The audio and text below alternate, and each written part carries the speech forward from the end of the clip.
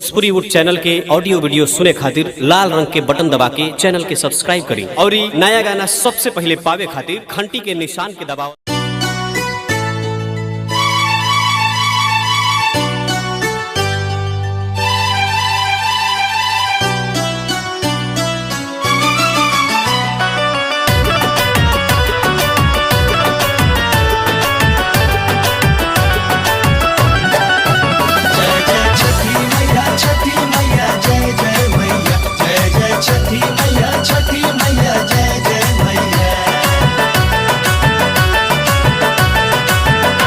हरियर दूब अब तो छिलाए लागल, गंगा जी के घाट चारू ओर लिपाए लागल।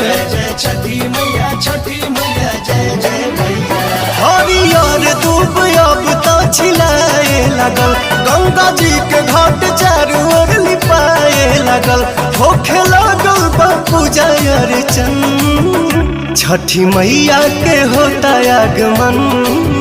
स्वागतम स्वागतम स्वागतम स्वागतम स्वागतम स्वागतम, छठी मैया के बड़ा स्वागतम।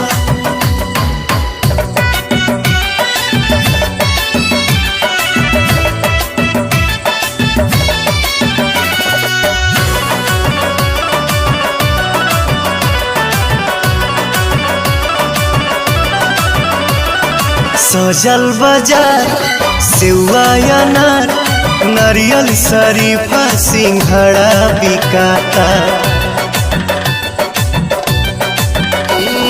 सजल बाजार सेवा अनार, नारियल शरीफा सिंघड़ा बिकाता।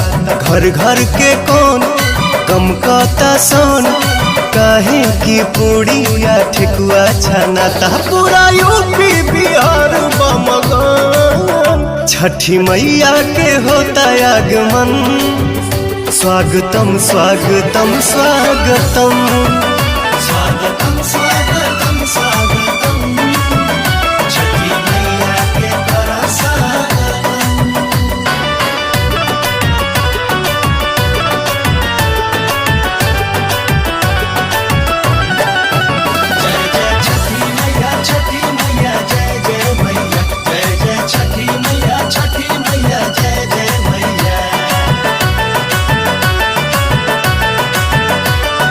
श्याम आजाद दिवाली के बाद जाए के रहल बम्बे न गईले हो।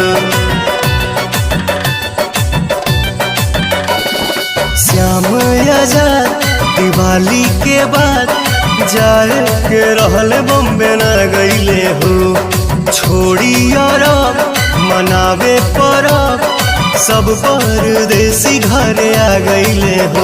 मेहरी संगे छठ करी है पवन, छठी मैया के होता आगमन।